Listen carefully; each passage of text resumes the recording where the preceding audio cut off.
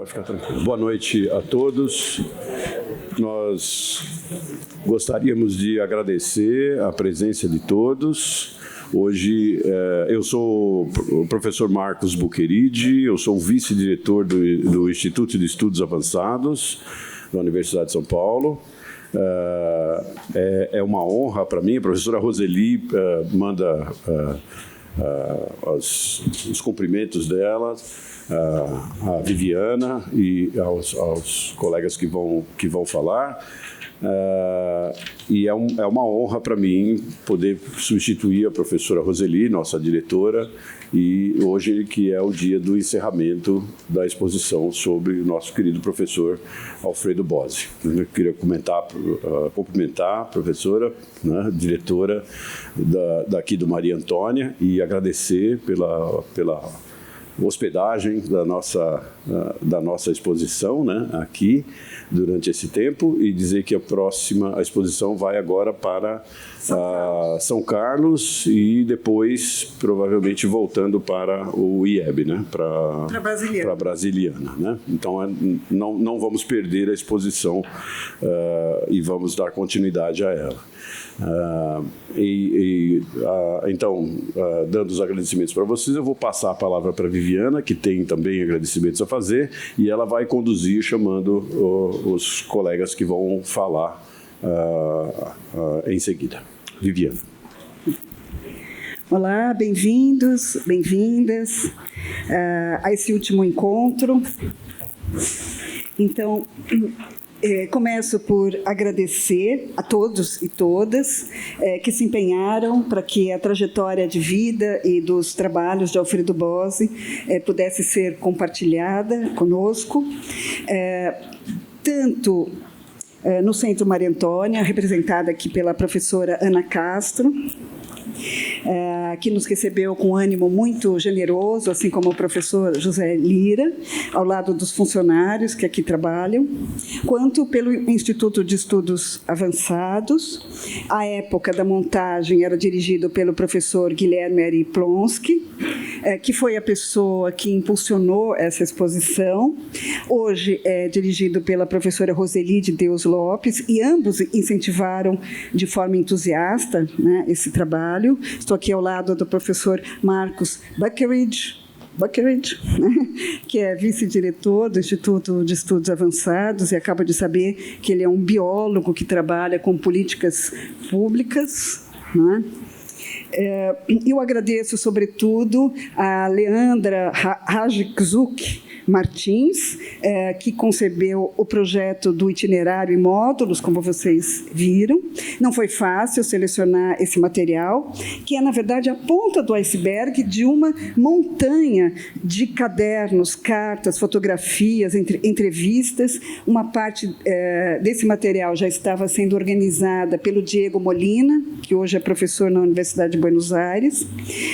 Outra foi organizada pela Leandra, por mim, e com a preciosa colaboração da Ananda Silva de Almeida, que é uma aluna da Letras, que foi selecionada por nós, pelo professor Hélio Seixas Guimarães também, e que, então, são essas pessoas que trabalharam na montagem da exposição e que também estão cuidando da organização do acervo, que será depois doado para o IEB, para o Instituto de Estudos Brasileiros, não é?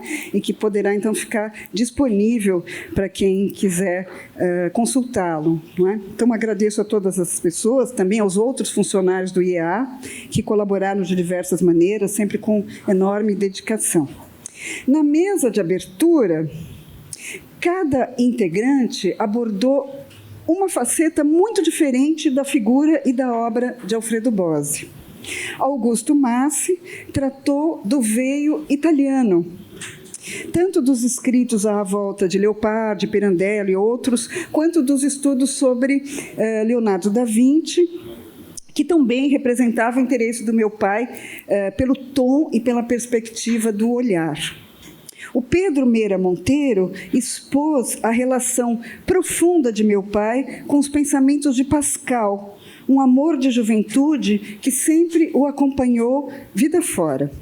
E Alcides Vilaça relatou alguns momentos marcantes que revelavam aspectos da personalidade de meu pai, terminando o seu depoimento, que agora, inclusive, foi impresso numa plaquete, com um comentário sobre uma reflexão acerca de Machado de Assis, que está constante no ensaio do livro Ideologia e Contra-Ideologia.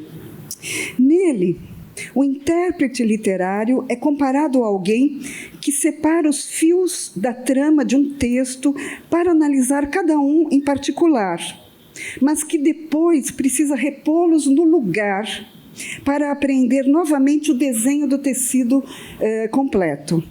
Talvez Alcides estivesse se referindo também à forma como tentamos compreender uma figura humana, cujas várias características se entrelaçam. Assim, podemos evocar o fio do humor inesperado e fino do meu pai, mas também sua densa gravidade.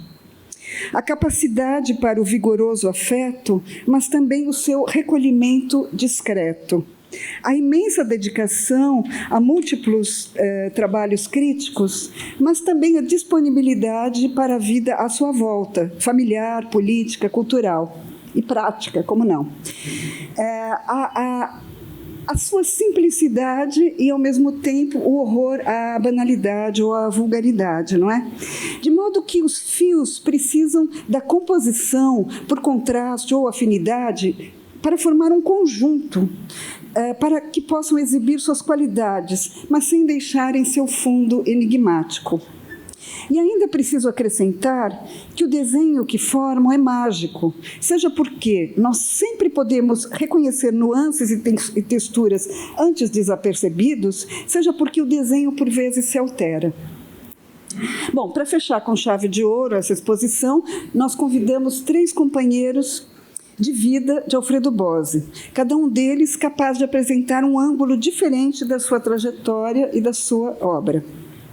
Em primeiro lugar, Frei Beto é um frade dominicano, militante dos direitos humanos pela justiça social, um cristão radical, que é autor de inúmeros livros importantes, vocês conhecem, não é? Um clássico, que é o Batismo de Sangue, no qual relata acontecimentos ocorridos na época da ditadura militar, em que ele e seus companheiros foram encarcerados. Mais recentemente, autor do romance Tom Vermelho do Verde, que é um livro que trata da situação indígena no Brasil. Então, queremos cumprimentá-lo pelo aniversário próximo, desejando que a sua extraordinária energia e solidez e lucidez continue seguindo firme. Ele acabou de dizer que ele vai até compartilhar conosco o telefone do pediatra dele. Bom, em segundo lugar, vai se apresentar José Miguel Wisnik, que é professor de literatura brasileira na USP, músico, compositor de canções, de trilhas sonoras, com trabalho sobre Machado, Guimarães Rosa, música, dentre muitos outros, e recentemente publicou o livro Maquinação do Mundo, Drummond e a Mineração. E, por fim, o nosso colega Marcos Mazzari, professor no Departamento de Teoria Literária e Literatura Comparada da USP, que é um reputado especialista da obra de Goethe e do romance de formação. Eu destaco um de seus trabalhos recentes, que é o livro A Dupla Noite das Tílias, História e Natureza no Fausto de Goethe. Então, agradeço muitíssimo a presença de vocês, e dos nossos 3 convidados, que muito nos honram, a quem passo a palavra.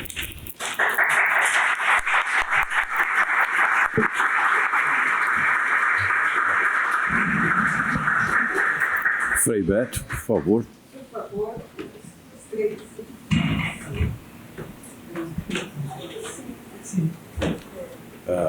Você quer? Senta aqui.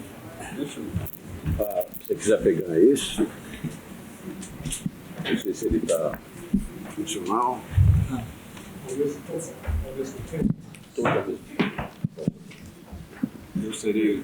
Quem começa? Você. Frei Beto, José Miguel. Bem, boa noite a todos e a todas. Para mim é uma honra, agradeço a Viviana, agradeço ao Marcos esse convite de partilhar com vocês um pouco da minha amizade, que foi muito próxima da Ecleia e do Alfredo. A gente conviveu muitos anos, até porque o Alfredo e eu fazemos, né? Ele fazia, eu continuo fazendo, aniversário no 25 de agosto é o meu, 26 de agosto é o dele, e a gente celebrava juntos lá na Granja Viana, né? Viviana era criança quando foi aos primeiros festejos lá com o irmão dela, então a gente sempre... E agradeço também estar aqui ao lado dessas duas sumidades, né? Que são profissionais. Eu sou amador, porque a ditadura não me permitiu terminar nenhum dos 4 cursos que eu iniciei na universidade, mas não faz mal. Tirei aí diploma da vida, né? Então eu vou ler um texto, eu fiz um livro aqui, como eu não sei fotografar, eu fiz um livro de pessoas muito importantes na minha trajetória, chamado Típicos Tipos, e um deles chama-se Alfredo Bose, um amigo. Eu acho que isso já expressa a nossa amizade. A proximidade de Ecleia e Alfredo Bose com os frades dominicanos levou o casal a descobrir o cristianismo à luz da teologia da libertação. E ainda na década de 1960, ao se inserir em comunidades eclesiais de base na periferia de São Paulo. O Alfredo frequentava comunidades em Osasco. Com muita frequência nos encontrávamos em eventos e jantares oferecidos na Granja Viana pelo casal Yolanda e Yoshio Kimura, seus vizinhos. Alfredo teve a paciência de ler e criticar os originais de alguns de meus romances. Pouco antes da pandemia, fui visitá-lo em companhia de Frei Márcio Couto, a convite de sua filha Viviana, quando ele já se encontrava abatido pela perda inconsolável de sua companheira inseparável Ecleia em 2017. Deu-me a impressão de que havia se demitido da vida. Bose é uma das figuras mais importantes da história da literatura brasileira. Escrevi no texto para a orelha do livro, em sua homenagem, Reflexão como Resistência. Homem afável e generoso, afetiva e efetivamente vinculado ao mundo dos excluídos, embora sua modéstia impeça que esta faceta dele seja mais conhecida, cristão progressista e membro da Academia Brasileira de Letras, ele é agraciado com a merecida homenagem prestada neste livro. Bose é um monge das letras, um intelectual engajado, um amigo cordial. Seu sorriso translúcido, sua silente atenção ante o interlocutor e sua erudição camuflada pelos olhos redondos e humilhados, represados por lentes, como descreve Ecleia, fazem dele um homem singular. Em agosto de 2014, participou em São Paulo do seminário de comemoração dos 40 anos do martírio de Frei Tito de Alencar Lima. Acabamos de completar agora 50 anos. Em seu pronunciamento, ele ressaltou: pertenço à geração que teve o privilégio e sofreu os riscos de compartilhar um momento decisivo da história da Igreja no Brasil e na América Latina. Assistimos e vivemos intensamente a mudança de rumo de uma doutrina e de uma prática que tirou um alto número de cristãos do conformismo para animá-los a assumir um engajamento social e político que preconizava reformas estruturais e, no limite, aderia ao ideal revolucionário.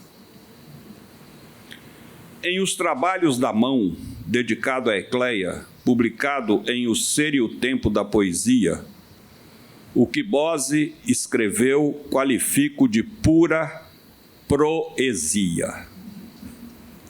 Parece ser próprio do animal simbólico valer-se de uma só parte do seu organismo para exercer funções diversíssimas. A mão sirva de exemplo. A mão arranca da terra a raiz e a erva, colhe da árvore o fruto, descasca-o, leva-o à boca. A mão apanha o objeto, remove-o, achega-o ao corpo, lança-o de si. A mão puxa e empurra, junta e espalha, arrocha e afrouxa, contrai e distende, enrola e desenrola, roça, toca, palpa, acaricia, belisca, unha, aperta, esbofeteia, esmurra. Depois, massageia o músculo dorido. A mão tateia com as pontas dos dedos, apalpa e calca com a polpa, raspa, arranha, escarva, escarifica e escarafuncha com as unhas. Com o nó dos dedos bate. A mão abre a ferida e a pensa. Eriça o pelo e o alisa. Entranha e desentranha o cabelo. Enruga e desenruga o papel e o pano. Unge e esconjura, asperge e exorciza. Acusa com o índex, aplaude com as palmas, protege com a concha. Faz viver alçando o polegar, baixando, manda matar. Mede com o palmo, sopesa com a palma. Aponta com gestos o eu, o tu, o ele, o aqui, o aí, o ali, o hoje, o ontem, o amanhã, o pouco, o muito e mais ou menos, o 1, o 2, o 3, os números até 10 e seus múltiplos e quebrados, o não, o nunca, o nada. A mão prepara o alimento, debulha o trigo, debulha o grão, depela o legume, desfolha a verdura, descama o peixe, depena a ave e a desossa.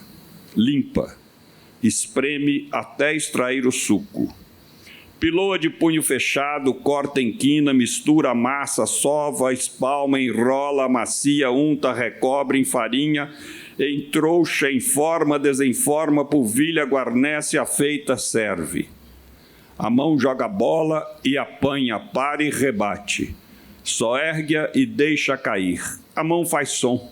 Bate na perna e no peito, marca o compasso, percute o tambor e o pandeiro, batuca, estala as asas das castanholas, dedilha as cordas da harpa e do violão, dedilha as teclas do cravo e do piano, empunha o arco do violino e do violoncelo, empunha o tubo das madeiras e dos metais. Os dedos cerram e abre o caminho do sopro que sai pelos furos da flauta, do clarim e do oboé. A mão rege a orquestra. A mão portadora do sagrado, as mãos postam, oram, palma contra palma, ou entrançados os dedos. Com a mão o fiel se persigna, a mão doadora do sagrado. A mão mistura o sal, a água do batismo e asperge o novo cristão. A mão unge de óleo no crisma, enquanto com a destra o padrinho toca no ombro do afilhado. Os noivos estendem as mãos para celebrarem o sacramento do amor e dão-se mutuamente os anulares para receber o anel da aliança. A mão absolve do pecado o penitente, as mãos servem o pão da Eucaristia ao comungante, as mãos consagram um novo sacerdote, as mãos levam a extremunção ao que vai morrer, e ao morto a bênção e o voto da paz. In manus tuas, Domine, comendo o Espírito mel. Agora, Bose, nas mãos de Deus, a carinha ecleia. A paixão o arrancou desta vida para outra vida. Morreu de amor. Obrigado.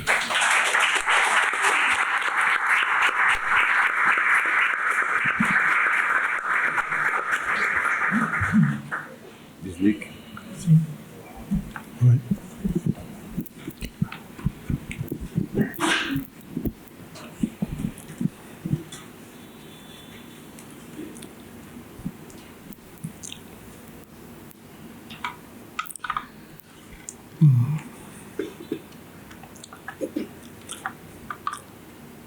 Muita alegria estar aqui nesta sala e nesse lugar tão pleno de memórias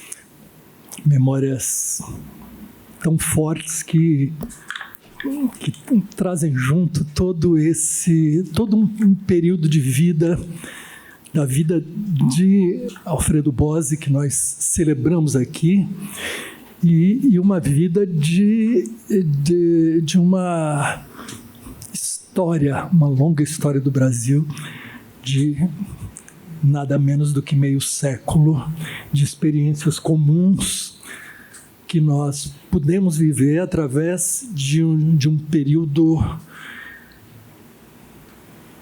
vigoroso e glorioso da Faculdade de Filosofia, Letras e Ciências Humanas, de tudo que se produziu e de tudo que fez com que esse lugar fosse um lugar de conversação, de diálogo, de debate e de intensa participação no destino do país. E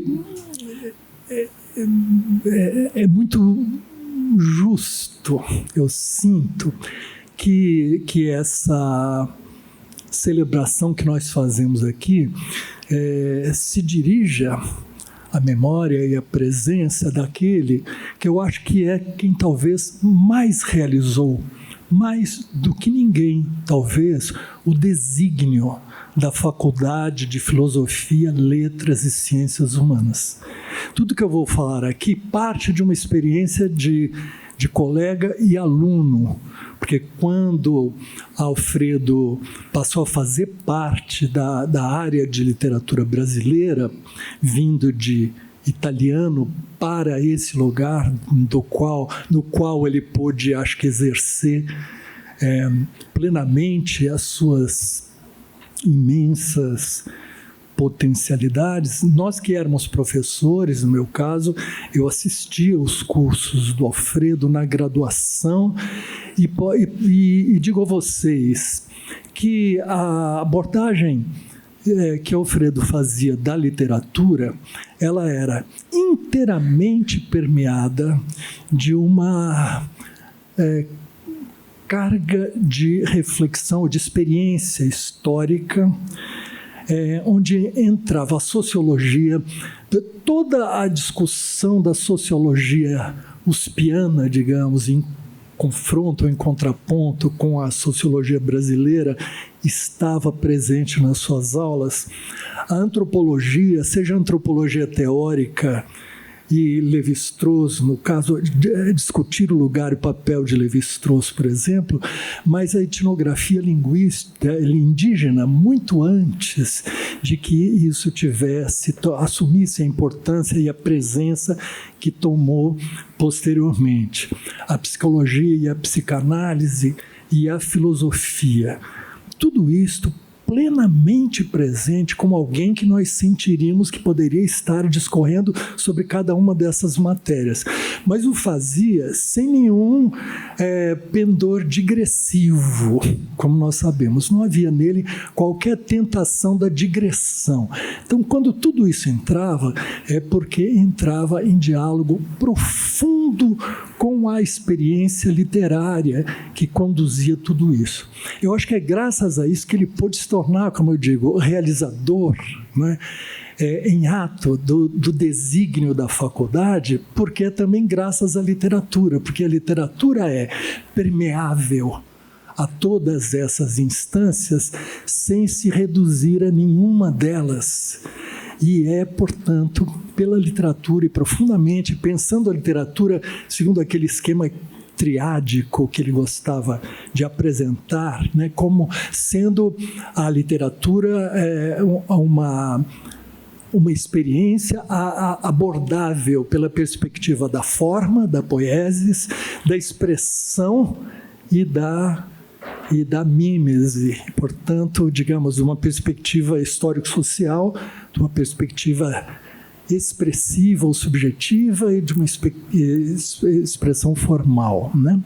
E ele buscava justamente também a integração dessas perspectivas do trabalho da literatura, tanto que é isto que estrutura o seu livro Brás Cubas em Três Dimensões, que é um pronunciamento, não é, sobre a obra de Machado de Assis, e que ele faz repassando toda a fortuna crítica machadiana à luz dessas três entradas, mostrando o quanto elas são fortes, o quanto elas são insuficientes, se não for pensada através, se não forem atravessadas por alguma coisa que contemple a forma, a expressão e a dimensão histórico-social.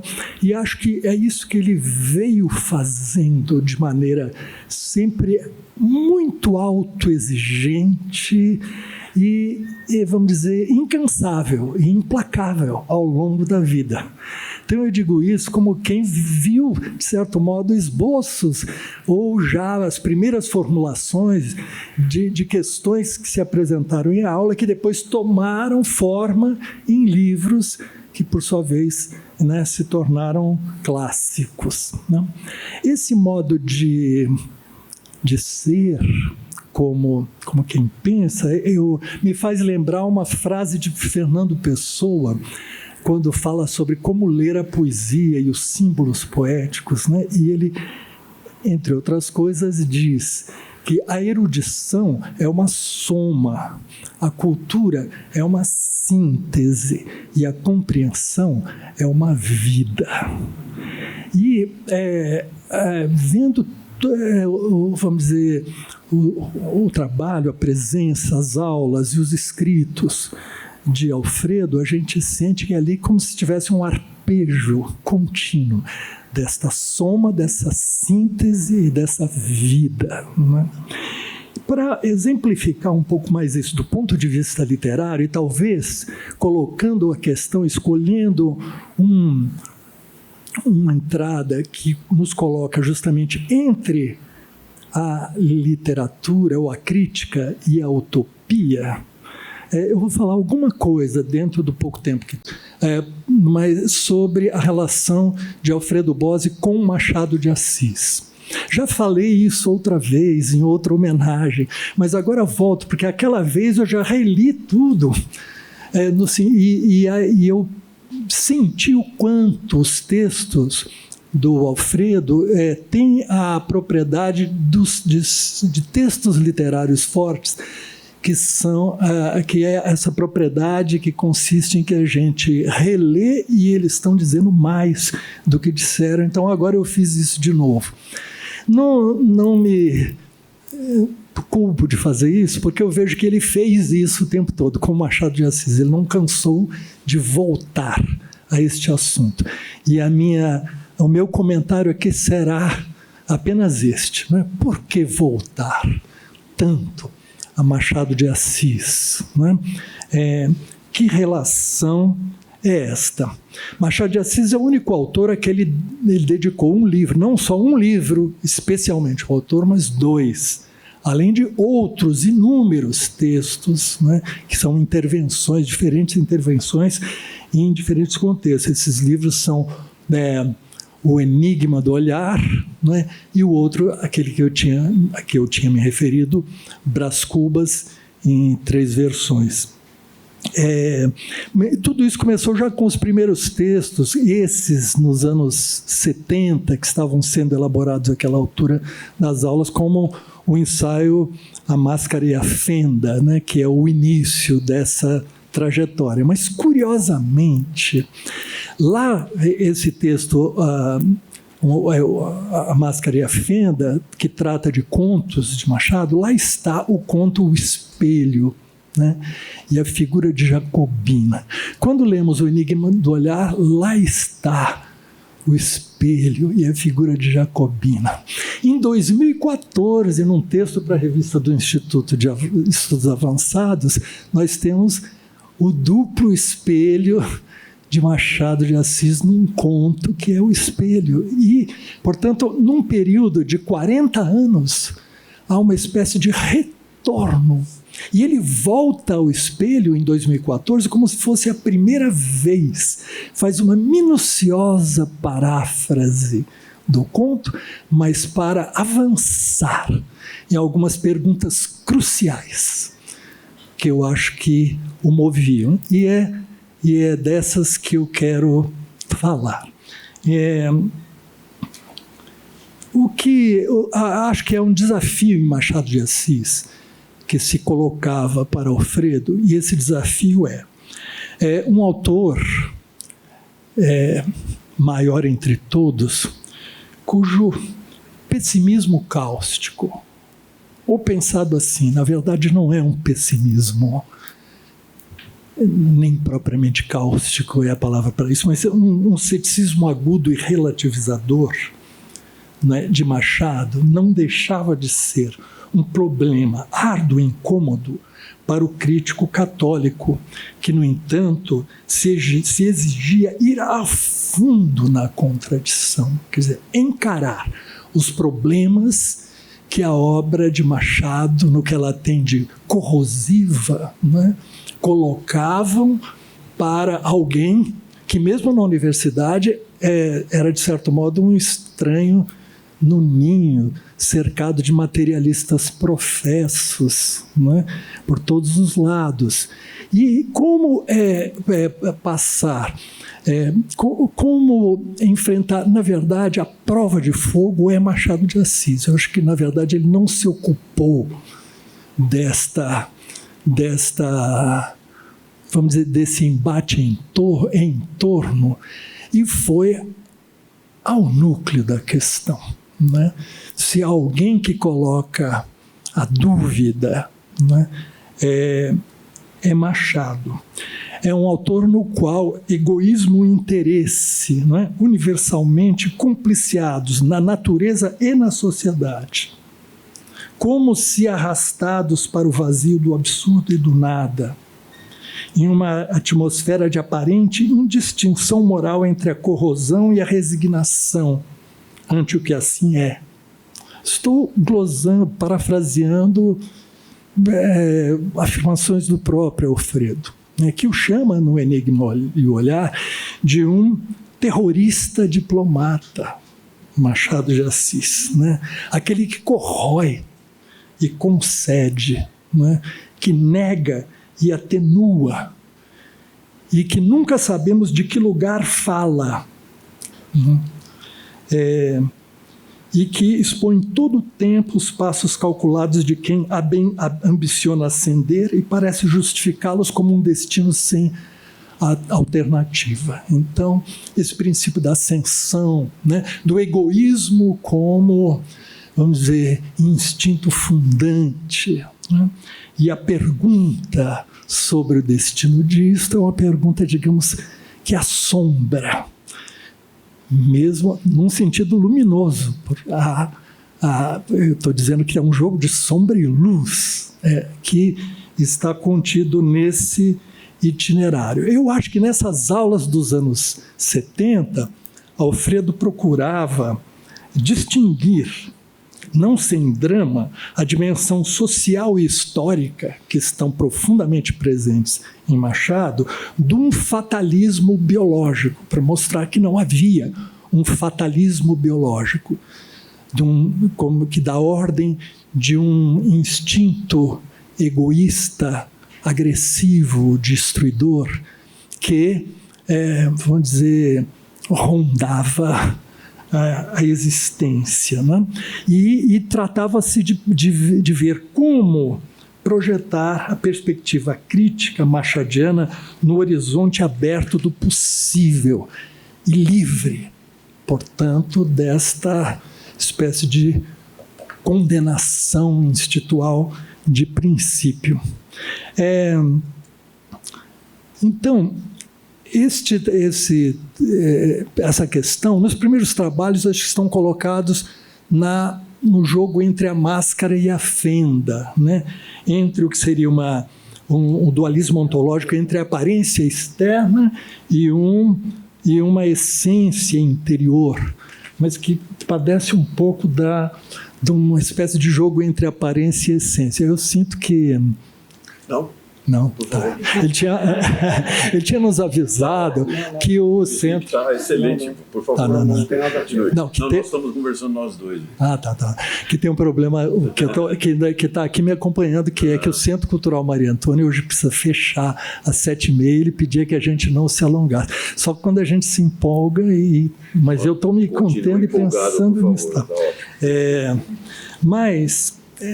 Muito bem. Nos anos 90, Alfredo voltou ao tema justamente com o livro O Enigma do Olhar, que reunia esses textos dos anos 70 e textos novos, agora com uma nova perspectiva, ou um aprofundamento, que vinham acompanhados de uma confissão forte, discreta, mas forte, que está no livro. Que ele diz: por que voltar a Machado? Não estará tudo dito por uma já longa tradição crítica?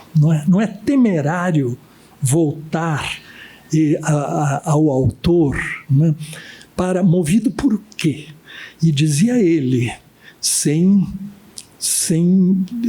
escondê-lo, ele é movido por um resíduo de insatisfação cognitiva e desconforto moral com aquilo que se disse, que ele mesmo disse, que está se dizendo sobre Machado de Assis. Ou seja, que havia um hiato, um descompasso entre os conceitos críticos em vigor e as figuras do texto-fonte, né?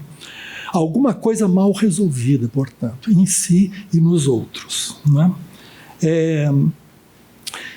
Não precisamos esconder também que se coloca a essa altura uma polêmica ou explícita ou implícita com a importante, influente leitura crítica de Machado de Assis por Roberto Schwartz, né? E tratava-se de estabelecer um diálogo que Alfredo faz de maneira muito sóbria e muito apropriada, eu acho que naquilo a que mais pode, ao ponto mais digno a que pode chegar o debate intelectual, no modo como as questões são colocadas nesse livro e no outro, o Machado de Assis, em 3 versões. Acho que isso é muito importante para que a gente se desafie a olhar os grandes críticos segundo seus pressupostos e não seja tentado a jogar um contra o outro e o outro contra um. Não é? Porque se a gente não for capaz, né, de ver a singularidade das aberturas dos trabalhos dos grandes críticos, a gente não é capaz de fazer mais nada, simplesmente, e fica simplesmente emparedado em alguma gangorra desse tipo, né? Então, acho muito importante dizer isto, que às vezes fica como que na ordem não dito, algum tabu, alguma coisa assim. Entre as frases que eu ouvi de Alfredo, às vezes na conversa, nas longas conversas, às vezes nas aulas, tem esta: verdade guardada envenena, que ele atribui a Nietzsche, uma referência que eu nunca achei assim literalmente, não é? Mas que acolho como sendo uma referência que aponta nessa direção. E acho que precisamos justamente fazer isso.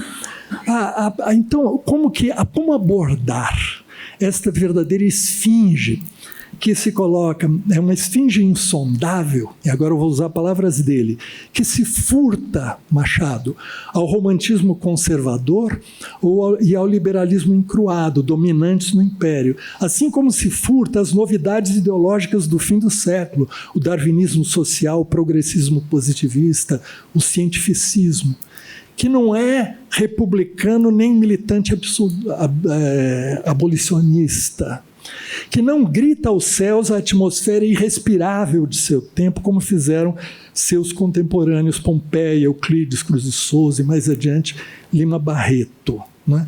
Cujo senso do relativo não afirma nem nega e não se confunde com o dogmático, nem com o niilista. Não é?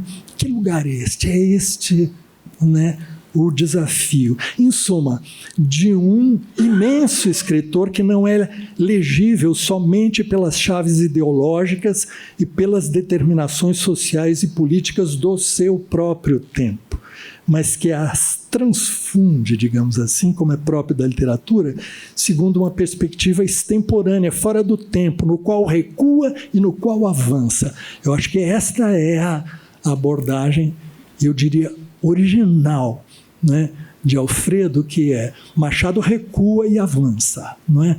Como a tese, né, de Alfredo é que esse falso absenteísta recua para o passado, ganhando um quê de discreto e picante, que pode até parecer clássico, bebendo numa tradição de longa duração, a dos moralistas dos séculos XVII, XVII e XVIII, com o que escapa do realismo estrito, da crônica de costumes e do progressismo datado do século XIX, falando diretamente com esse recuo que avança ao século XX e ao XXI, que não nos cansamos de lê-lo. Né?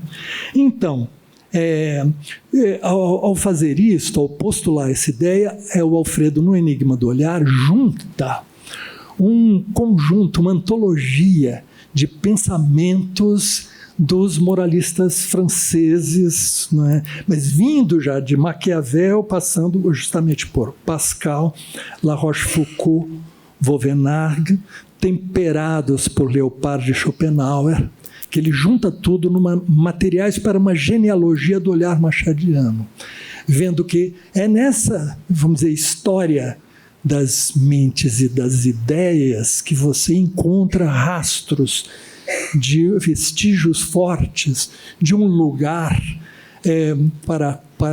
que se tornou para Machado de Assis uma referência, vamos dizer, invulgar no contexto, né, ali onde ele convivia.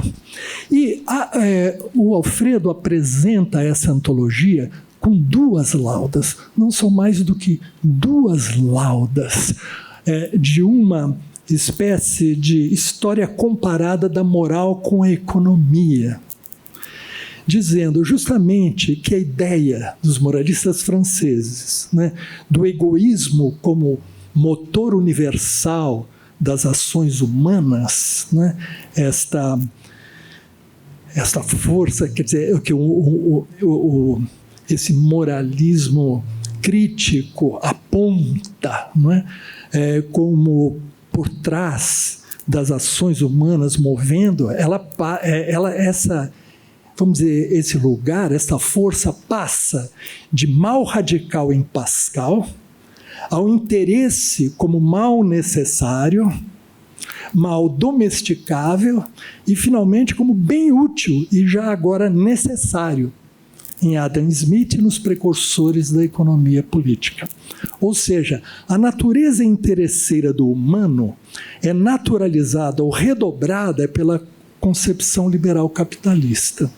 E, portanto, aqui se juntam, como se fosse instinto biológico e sociedade, num bloco só. Diz Alfredo que Machado, com um pé em Schopenhauer e outro nos moralistas do 6-7centismo, destila uma crítica corrosiva em chave incomum, para a qual contribui decisivamente esse salto estratégico para trás e para frente. Acho essa uma formulação poderosa sobre um lugar e como que ela contextualiza, né, um período, transsecular, né, de ideia, pensamento, filosofia, literatura, mas identifica esse processo da conversão do interesse em mola universal, mas aqui separando o que é o biológico do que é social, que é exatamente a questão, como eu tentei dizer a vocês, que acho que se colocava como desafio lá nos anos 70. E esse aqui, portanto, é um avanço de formulação em relação a isso. Mas o avanço decisivo, extensivo no livro, vai ser a questão do olhar sobre a personagem ou da personagem, porque é a pergunta fundamental sobre indivíduo, tipo e pessoa, né?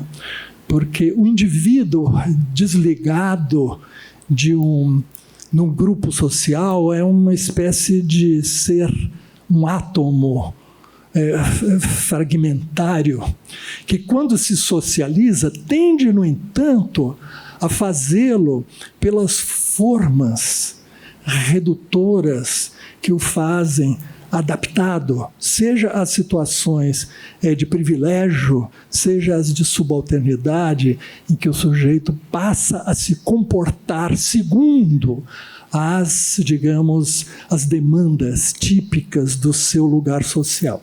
E isso faz, vamos dizer, toda a festa de uma literatura realista voltada para o típico, que, no entanto, não é o caso de Machado de Assis.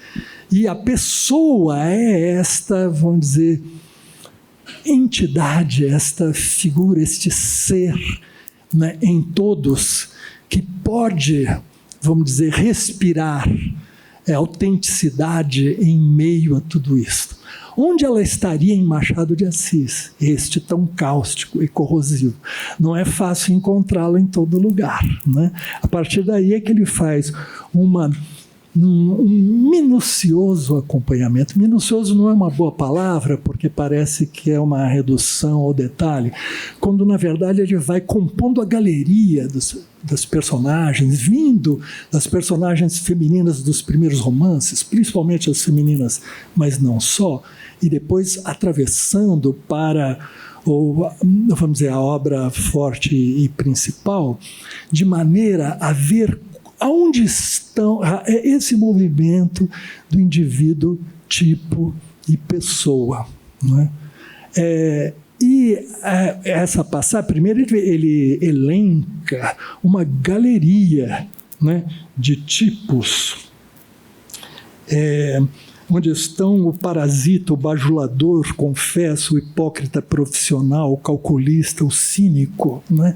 Todo aquele que pretende gozar aqui agora o fruto de suas manobras, a vulgaridade dos caracteres, por definição, maioria absoluta, né? Ele não fala isso de maneira genérica, eu convido vocês a ler ou a reler, porque ele vai passando por um mundo de personagens em que esse jogo se apresenta. Nele se mostra esta tipicidade, mas com variações. Um agregado não é o mesmo que outro agregado, embora estejam na mesma posição.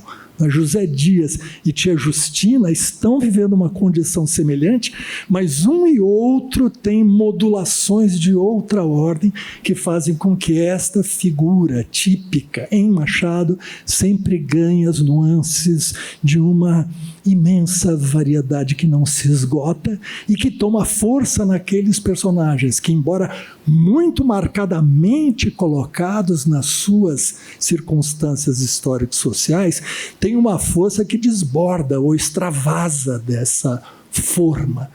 E aí ele trata de personagens cruciais, inclusive as páginas sobre Capitu, que são maravilhosas desse ponto de vista. Eu acho que é um feito de dialética crítica que põe em questão a sensibilidade para o que é.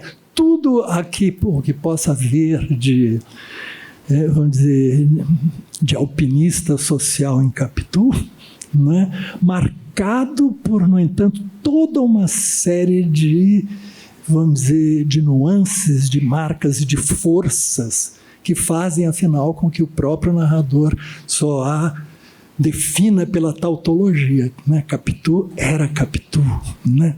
E isto, portanto, ali está um desafio máximo de pensar esse lugar vamos dizer, do tipo e pessoa, né? No lugar onde, portanto, a notação histórico-social precisa, que tem o seu componente crítico, né? Ela é, ao mesmo tempo, acolhedora, vamos dizer, do enigma da pessoa, né? Insondável, né? Inefável.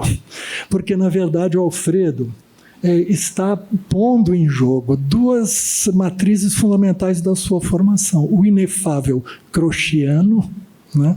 Aprendido em Croce, toda a sua formação italiana, e a sociologia literária e o pensamento histórico-social, né? Que a princípio seriam incompatíveis, mas o que ele busca é palmilhar todo o caminho pelo qual se opere uma espécie de quadratura do círculo, expressão que ele usa não para si mesmo, mas para alguém que teria tentado isso, mas que acho que é justamente com isto, né, que ele está lidando.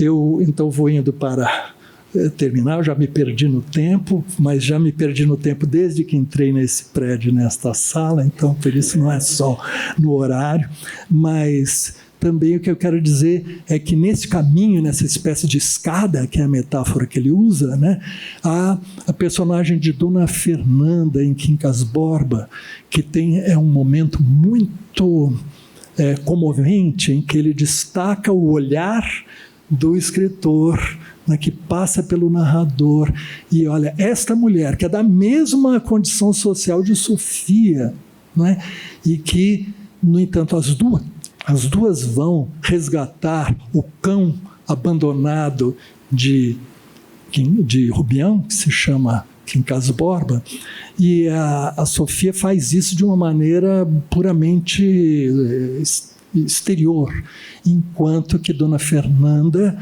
se compadece daquele cão. E tem uma cena que o Bose transcreve inteira, que é desse olhos nos olhos de Dona Fernanda e o cão, e esta experiência da compaixão como sendo alguma coisa que é da ordem da pessoa, de uma nobreza da pessoa.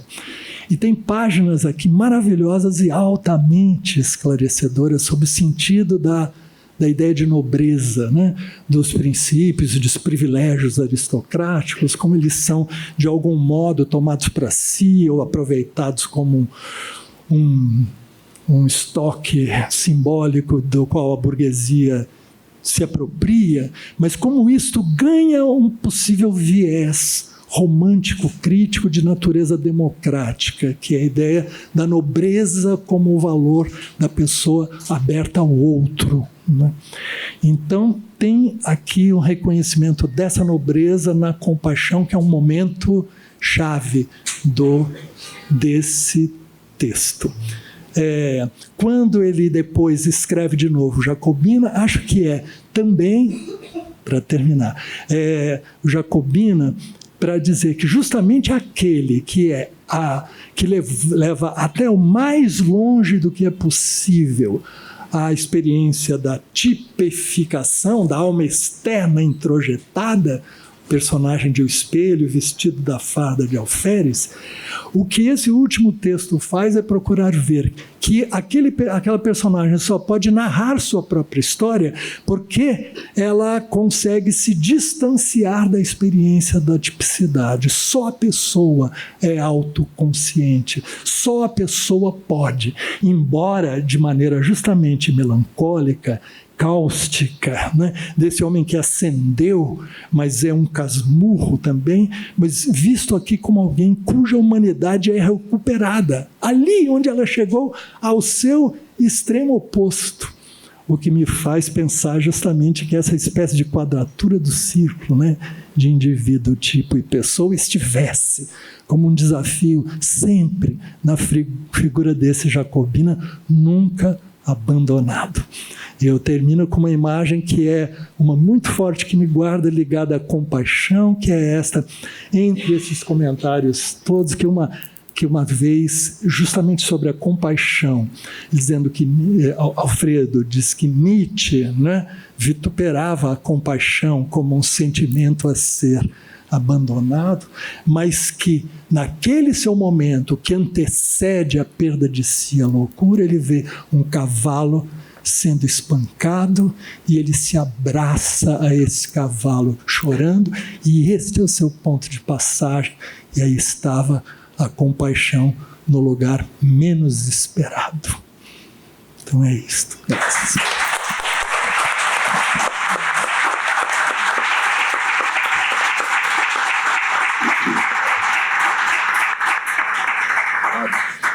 Ok, obrigado. Obrigado a vocês, né, pelo convite. É uma grande alegria estar aqui ao lado do Frei Beto, do Zé Miguel Wisnik, e na companhia de vocês. Queria fazer parcialmente um depoimento pessoal sobre essa extraordinária figura humana, como a Viviana disse na apresentação, de múltiplos perfis que, não estivesse ele já dormindo profundamente, em 4 dias faria 88 anos. Né? Um trecho da Dialética da Colonização, do primeiro capítulo, que no final eu espero lançar alguma luz. O Alfredo Bose, quando ele fala do culto do católico popular, do indígena e do africano aos antepassados, ele diz assim: o morto é, a um só tempo, o outro absoluto, fechado no seu silêncio imutável, posto fora da luta econômica. E aquela imagem familiar que ronda a casa dos vivos, chamada, poderá dar o consolo, bem-vindo nas agruras do presente. Isso tem a ver também com o legado que ele nos deixou e que também se manifesta no seu último livro sobre Leonardo da Vinci. Eu tinha planejado um pouco falar algo sobre o crítico literário, à luz dessa expressão múltiplos perfis, que é uma de extremo significado para a obra hermenêutica do Alfredo Bose, como o Zé Miguel já nos desdobrou aqui em relação a Machado de Assis, como nos textos sobre Machado de Assis, um texto multiplamente determinados pela vertente intertextual construtiva, pela vertente mimético-sociológica, representado em altíssimo nível pelo Roberto Schwartz, e pela vertente existencial, na terminologia do Alfredo Bose, representada por aquele que, segundo Alfredo Bose, foi o maior leitor de Machado de Assis, que é o crítico artista Augusto Meyer, e Alfredo Bose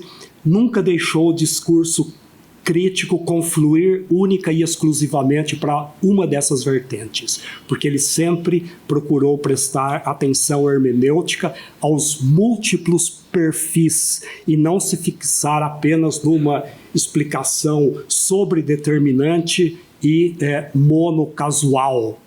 E isto vale para os grandes ensaios de crítica literária de Alfredo Bose, os livros sobre Machado, mas também sobre esse texto que para mim é uma obra-prima de análise e interpretação literária sobre o Ateneu, opacidade e destruição, ou também para essa análise comparativa e ao mesmo tempo diferencial, de primeiras histórias de Guimarães Rosa e Vidas Secas e de Graciliano Ramos, né? Então a expressão múltiplos perfis desempenha a mais fundamental importância na obra de Alfredo Bose.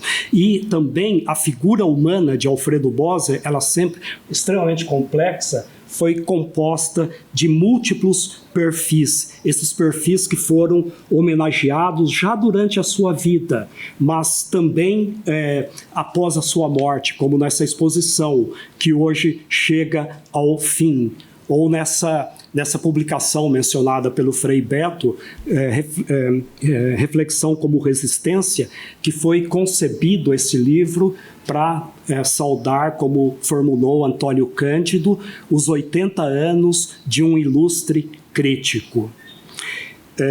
E a minha intenção era enveredar pela faceta hermenêutica. Eu não posso falar, o Frei Beto já falou com grande propriedade sobre o perfil, a faceta militante de Alfredo Bozzi, vinculada, como ele disse, efetivamente, ao mundo dos excluídos. Eu poderia falar um pouco sobre essa dimensão extraordinária de Alfredo Bozzi, mas que já foi aqui lembrada pelo Zé Miguel Wisnik, e também eu gostaria de mencionar o ensaio dele sobre Carlos Drummond de Andrade, sobre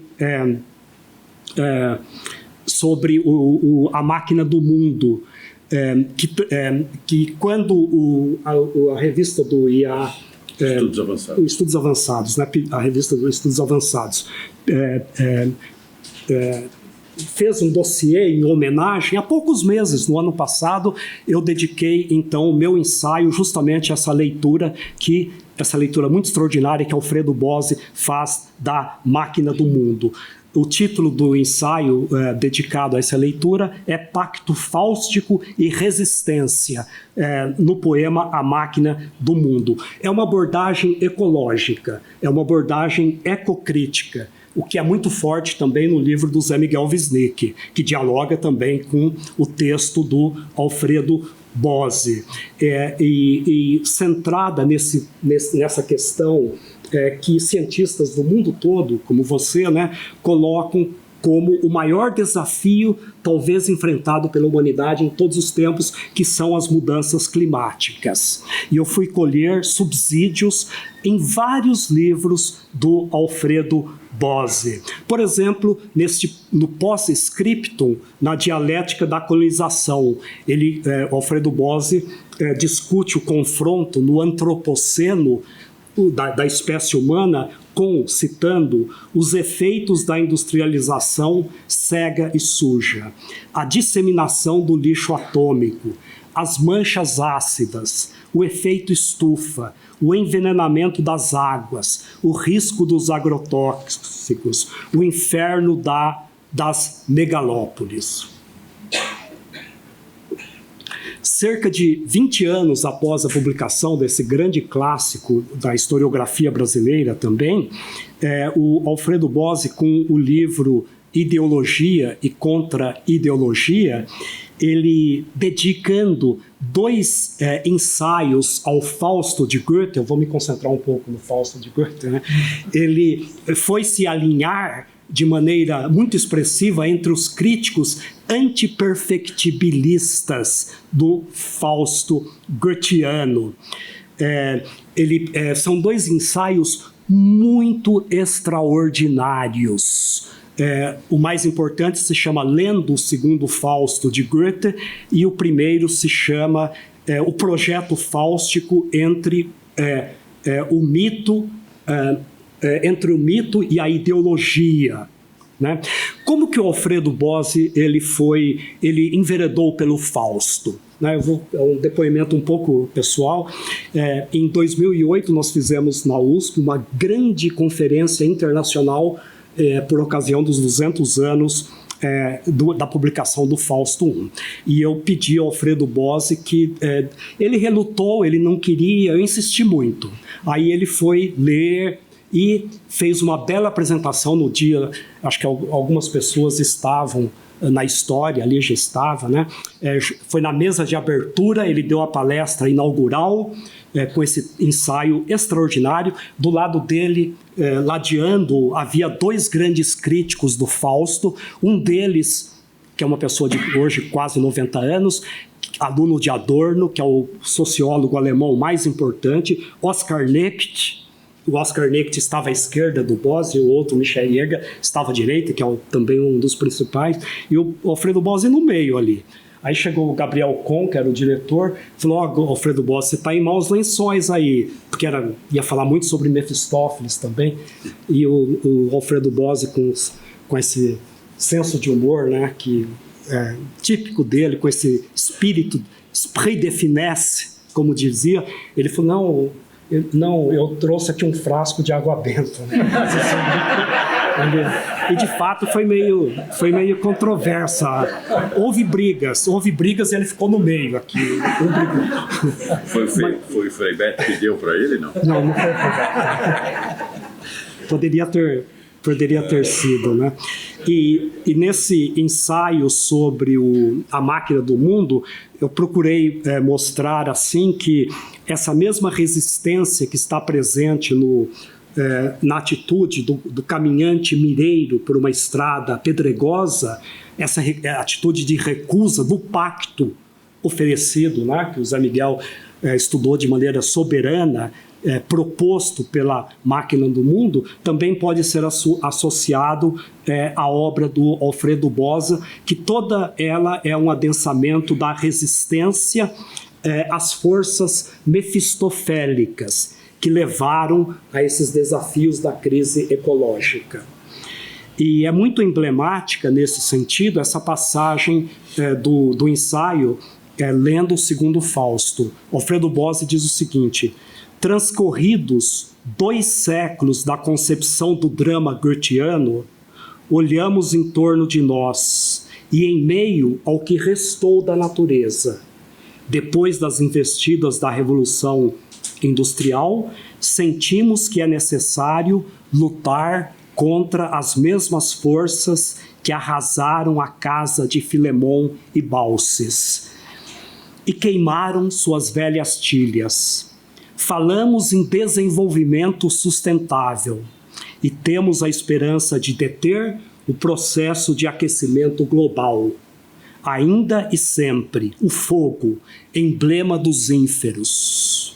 E no ensaio, Alfredo Bossi aborda também o aspecto do pacto de uma outra perspectiva, na perspectiva de Simone Weil, ou seja, a necessidade do ser humano fazer um outro pacto com a natureza, não mais um pacto regido pelo Homo Faber, que domina tudo e destrói tudo. Esses 2 ensaios, gostaria de chamar a atenção de vocês, são 2 ensaios muito extraordinários. O projeto fáustico entre o mito e a ideologia, se não houver, quem lesse esse ensaio, é um ensaio de 6 páginas, dificilmente atinaria com este título, porque nesse ensaio o Alfredo Bossi discute sobretudo a filosofia hegeliana da história, a visão que Hegel tinha do Estado, as afinidades entre Adam Smith e Marx, e nesse sentido, Alfredo Bossi fala também da corrida, da disputa entre os Estados Unidos e a União Soviética e também da emergência atual da China. É um ensaio muito extraordinário e, nesse contexto, ele discute 2 grandes ideologias. A ideologia do progresso, que vigorou no século XIX e em grande parte do século XX, e ele mostra como a ideologia do progresso foi substituída por uma ideologia ainda mais moderna e muito mais poderosa e de alcance maior, que é a ideologia que está presente hoje, por exemplo, na China, no Brasil. Alfredo Bossi diz: eu não conheço discurso político, seja da matiz, de matiz que for, que não use o termo desenvolvimento, a ideologia do desenvolvimentista, do desenvolvimentismo. Então, é um ensaio realmente que tem uma posição no livro Ideologia e Contra-Ideologia, uma posição chave, mas também difícil atinar com esta posição fundamental que esse ensaio ocupa. E esse ensaio prepara o ensaio subsequente. É o único ensaio ao lado do ensaio sobre Brás Cubas, que consta desse livro, são as duas únicas obras literárias analisadas, Brás Cubas e o Fausto. E quando a gente chega no final do ensaio sobre o projeto fáustico, cuja palavra não é pronunciada, nós percebemos que ele preparou a tela interpretativa para abordagem hermenêutica do próprio ensaio, do ensaio seguinte, que é sobre o Fausto II de Goethe. Então ele diz assim, começa assim esse ensaio, aí a gente percebe o sentido do ensaio anterior. O mito prometeico do construtor do novo século aparece configurado precoce, mas intensamente no final do segundo Fausto, interpretado tantas vezes como apoteose do trabalho humano no decurso de sua emancipação das forças da natureza. Ele se apoia aqui em Croce e em Simone Weil, que também interpretaram o Fausto nesse sentido perfectibilista. A leitura do quinto ato dá-nos, porém, não só o direito, ou seja, o ideológico, mas também o avesso, ou seja, o contra-ideológico, do desígnio fáustico de tudo dominar mediante o trabalho coletivo, obediente à sua vontade de poder. Né? Então, a emergência da nova sociedade, e Alfredo Bose aprofunda de maneira admirável os vínculos do Fausto com o processo colonizador brasileiro. Né? Quem leu o ensaio, sobretudo com a obra do padre Antônio Vieira. O Alfredo Bose, nos últimos anos, ele começou a se interessar muito pelo Fausto, e eu gostaria de lembrar, e que ocupa uma posição fundamental nesse livro, Ideologia e Contra-Ideologia, sobre o qual eu falei junto com o Zé Miguel, né, na homenagem ao Alfredo Bose, intitulada pelo IA, Presença de Alfredo Bose, que era uma palavra da qual ele gostava muito, né, Presença de Alfredo Bose, e assim como no nível da hermenêutica, os múltiplos perfis. O Zé Miguel falou na ocasião sobre o Machado de Assis, e eu falei sobre Ideologia e Contra-Ideologia, que é um volume absolutamente extraordinário e admirável. Dezenas de filósofos e sociólogos, remontando a Platão, ele passa em revista.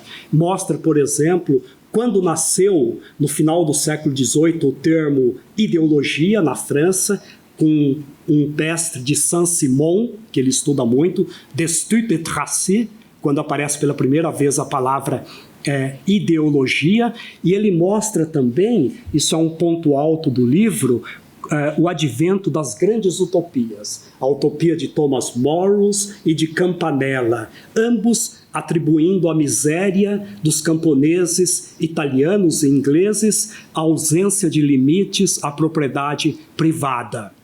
E ele mostra também o momento ideológico, se as utopias renascentistas têm em si componentes contra-ideológicos. A obra de Maquiavel, que Alfredo Bose admirava muitíssimo, né, é uma obra mais propriamente ideológica. Um livro que também ocupa uma coisa pessoal, né, uma posição forte nesse estudo, nesse volume, ele tinha muito apreço, caiu muito no esquecimento, um estudo chamado Utopia e Ideologia, de Karl Mannheim. Me lembro muito bem que ele tinha uma edição espanhola. Quando eu fiz um curso com o professor Rui Coelho sobre utopia, o Alfredo Bose me emprestou, né, esse livro, e eu me lembro bem essa edição do Ideologia e Utopia de Mannheim, que ocupa uma posição fundamental nessa tradição estudada entre vários filósofos e várias linhas de força do pensamento ocidental, no volume Ideologia e Contra-Ideologia. vou pular bastante aqui, eu tinha preparado rapidamente eu ia falar sobre o livro, que na verdade é o que o que mais me marcou, foi a dialética da colonização. Né? Você não vai deixar de falar. Eu estava fazendo doutorado em Berlim, foi quando eu conheci o Frei Beto pela primeira vez, junto com Erhard Engler, e eu ganhei o livro A Dialética, e para mim isso foi muito importante, porque eu estava mergulhado nos estudos germanistas, e eu devorei, eu li com o máximo entusiasmo, escrevi uma longuíssima carta para o Alfredo Bose, comentando a dialética da colonização e comparando também com a estrutura do livro Mimesis, assim como Auerbach mergulha transversalmente em 2000 anos de representação literária da realidade, Alfredo Bose mergulha em 500 anos da história brasileira, partindo de amostras textuais, não é? Do Gregório de Matos, e Castro Alves, etc. E com isso ele hermeneuticamente ele constrói uma visão de conjunto desses grandes autores da literatura brasileira. A dialética da colonização está abrindo o caminho internacionalmente, né, já a tradução para o francês, para o espanhol, para o inglês, e muita gente na Alemanha que trabalha com Fausto usa a tradução inglesa. Então, o Alfredo Bose já o pensamento dele está se difundindo muito, sobretudo essas observações extraordinárias, etimológicas que ele faz sobre as palavras culto, cultus, culturos, cultura, o particípio passado, o particípio futuro, todas essas palavras derivadas do verbo latino colo, de colonizar. E como isto ajuda a iluminar o Fausto de Goethe. Porque o Fausto de Goethe, como Zé Miguel também estudou, também a tematização do processo colonizador. Né? Vai sair, agora está em vias de sair, organizado pelo nosso colega Hélio, um dossiê homenageando Alfredo Bose nos Estados Unidos, né, na Universidade de Santa Bárbara, na Califórnia. E eu caminho aqui o final e eu vou continuar com o Goethe, agora de maneira mais pessoal, sobretudo as elucubrações místicas de Goethe, muitas das quais eu comuniquei, pedi a opinião, escrevia para o Alfredo Bose falando dos pensamentos mais religiosos. Goethe é uma religiosidade muito, muito complexa, né? Não dá para... mas muitas especulações sobre a transcendência. Certa vez eu mandei para o... quando ele se despediu da revista, depois de 30 anos, de 1989 até 2019, ele se despediu da revista Estudos Avançados e ele me pediu que eu organizasse um dossiê sobre Goethe. E eu fiz, convidei o principal tradutor de Goethe em Portugal, que é João Barrento, convidei especialistas na Alemanha e o Alfredo Bose ele ficou extremamente feliz, embora ele já estivesse doente, né, e, como você disse, deprimido também, mas ele me mandou e-mails que me deixaram muito feliz, comentando este dossiê, que depois foi publicado, né, esqueci o número, mas no número 96 da revista do IA. E eu mandei certa vez para ele um poema que Goethe escreveu aos 80 anos, chamado Testamento. E o primeiro verso desse poema são 7 estrofes. Diz assim: ser algum pode em nada desfazer-se. É um poema lindíssimo, né? E imediatamente, a Ecleia tinha falecido pouco antes, né?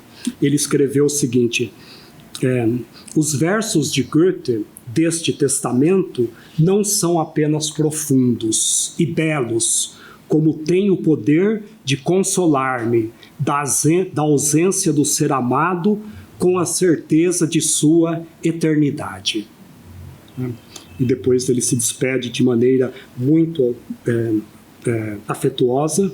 Ser algum pode em nada desfazer-se. Isso tem muito a ver com a mensagem final do Alfredo Bose, que nos é dada no livro sobre Leonardo da Vinci. Leonardo da Vinci é o último texto publicado e termina este estudo sobre Da Vinci com as palavras de Leonardo da Vinci: nenhum ser vai para o nada. Ele estava na França, o Alfredo Bose narrou, né, a Viviana sabe melhor do que eu, ele com a Ecleia fizeram uma visita ao castelo em Amboise, onde Leonardo da Vinci, em 1517, faleceu. Desceram ao subsolo, viram a exposição, depois subindo uma escada, eles foram se deparando com sentenças de Leonardo. E lá em cima, quando eles chegaram lá em cima, ele viu e ele ficou profundamente emocionado. Nenhum ser, nul être ne va au néant, né? Nenhum ser vai para o nada. E ele colocou essa mensagem como sendo a sua própria mensagem no seu último livro. Eu comentei as afinidades entre o verso de Goethe e a sentença de Da Vinci, e ele me escreveu o seguinte: caríssimo, é isso mesmo. As afinidades dos dois gênios na intuição da imortalidade da alma são para nós uma forma de consolo. Né? Abraço apertado. Sempre que eu conversava com o Alfredo Bose, isso me instigava a pesquisar, né? A ir atrás do que ele me dizia. E eu fui pesquisar muito as reflexões de Leonardo da Vinci sobre a eternidade. E claro que ele conhecia tudo isso, mas Leonardo usa muito a imagem da borboleta e da chama. Tem um texto sobre a eternidade. Então, assim como a borboleta, a mariposa, né, ela busca a chama e ela dá a vida à chama, o ser humano também tem o desejo, diz Leonardo da Vinci, de repatriar-se, ou seja, de retornar ao mandatário, assim como a mariposa. Isso, aliás, talvez alguns de vocês, terços, se recordem, né? É um poema muito bonito de Goethe chamado Selige Sehnsucht, Anelo Venturoso. É a imagem que vem da poesia persa, de Hafiz, ou seja, é a mariposa que busca a transcendência na medida em que ela perde a vida nas chamas, no fogo. E esse poema ele foi traduzido belamente por Manuel Bandeira. 30 segundinhos, eu vou ler só para vocês alguns, porque como Alfredo Bose era um dos nossos maiores leitores de poesia, o Goethe, na tradução do Manuel Bandeira, traduz essas estrofes que fala do fascínio da mariposa por uma comunhão mais intensa, por uma comunhão com o fogo e, portanto, com a pátria. As duas últimas estrofes diz o seguinte: não te detenhas distâncias, ó mariposa, e nas tardes, ávida de luz e chama, voas para a luz em que ardes. Morre e transmuda-te. Enquanto não cumpres esse destino, és sobre a terra sombria, qual sombrio peregrino. A reflexão de Leonardo da Vinci sobre a eternidade ilumina belamente esse poema, que também a imagem da luz. E com a imagem da luz que eu gostaria de encerrar aqui, e eu tomo a liberdade de ler um dos últimos e-mails que o Alfredo Bose me mandou e que eu mandei para a Viviana também, e por isso posso ler, né, Viviana? Porque é um e-mail que tem a ver com Giacomo Leopardi, que foi uma das grandes paixões do Alfredo Bose. E eu mandei para ele algum comentário sobre o poema que está aqui na exposição, A Giesta ou A Flor do Deserto. E Leopardi pegou a epígrafe no Evangelho de João. E os homens amaram mais as trevas do que a luz, diz então Leopardi. Alfredo Bose estava, como milhões de brasileiros, extremamente amargurado com os rumos que o nosso país havia tomado. E ele respondeu com essas palavras que também podem ser vistas como legado que ele nos deixa, né? Querido Marcos, em face da terrível constatação de que os homens preferiram as trevas à luz, o poeta da Giesta não profere outro apelo ao seu leitor: que imite a flor do deserto e resista à aridez e à dureza com que os seres ditos humanos se destroem uns aos outros, evitando que a luz da verdade os denuncie. E acaso não é essa fuga ao bem e à justiça que nos consterna todos os dias quando lemos o que está acontecendo no Brasil e no mundo? O Leopardi cético colheu no Evangelho de João a epígrafe de seu poema, mas, coerente com seu agnosticismo, limita-se a descobrir na imanência da fraternidade o que o Novo Testamento consagra na revelação da transcendência. O que nos redimiria seriam, ele cita então os versos em italiano de Leopardi, né? O que nos redimiria seriam então o saber verdadeiro, o conversar citadino, honesto e reto, justiça e piedade. E termina agradecendo: muito obrigado por essa mensagem e por fazer-me voltar a Leopardi em tempos de treva. Mas a luz não se apaga, é eterna. E ele termina com uma frase com palavras muito semelhantes às palavras com que Goethe, na alta velhice, com 82 anos, costumava terminar as suas cartas. Quando Goethe começava a especular sobre a eternidade, sobre a transcendência, depois de falar sobre as suas concepções, ele pedia desculpas. Ele fala: desculpe esses pensamentos abstrusos. E Alfredo Bose termina o seu e-mail dizendo: e perdoe-me a digressão, talvez excessiva. Abraço afetuoso, né?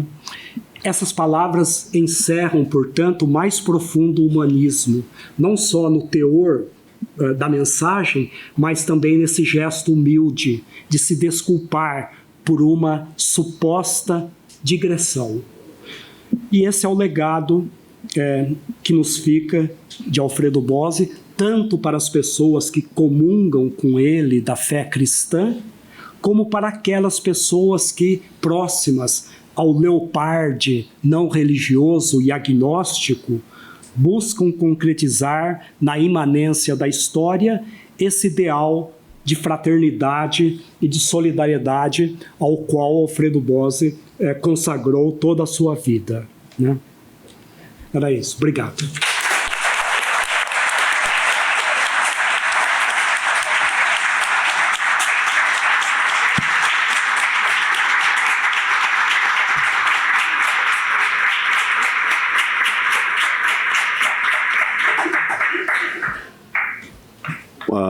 É uma delícia, daria para ouvir vocês até meia-noite se fosse possível. É uma delícia realmente ouvir, e eu acho que tem muita coisa para a gente saber e para a gente aprender sobre o Alfredo Bose com vocês, sobre vocês e sobre o professor Alfredo.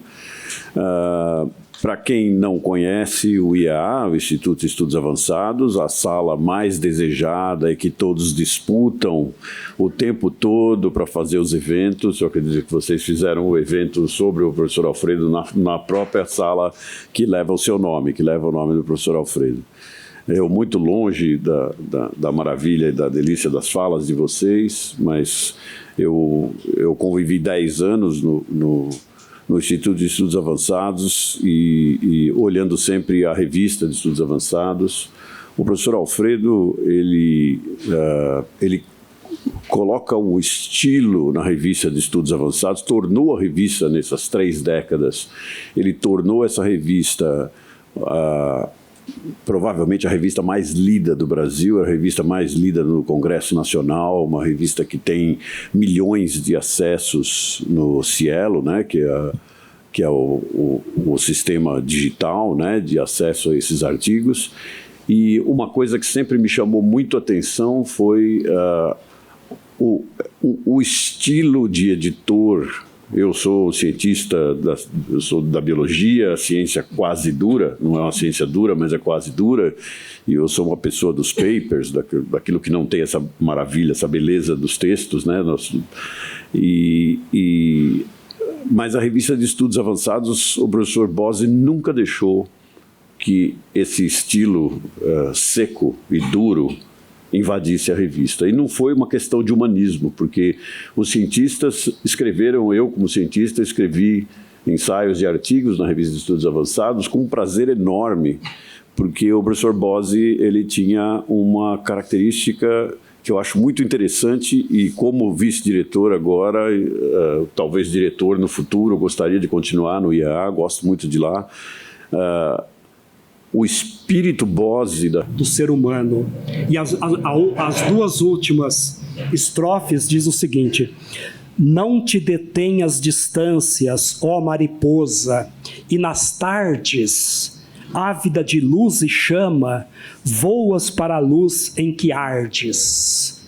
Morre e transmuda-te. Enquanto não cumpres esse destino, és sobre a terra sombria, qual sombrio peregrino. Né? A reflexão de Leonardo da Vinci sobre a eternidade ilumina belamente esse poema, que também a imagem da luz. E com a imagem da luz que eu gostaria de encerrar aqui, e eu tomo a liberdade de ler um dos últimos e-mails que o Alfredo Bose me mandou e que eu mandei para a Viviana também, e por isso posso ler, né, Viviana?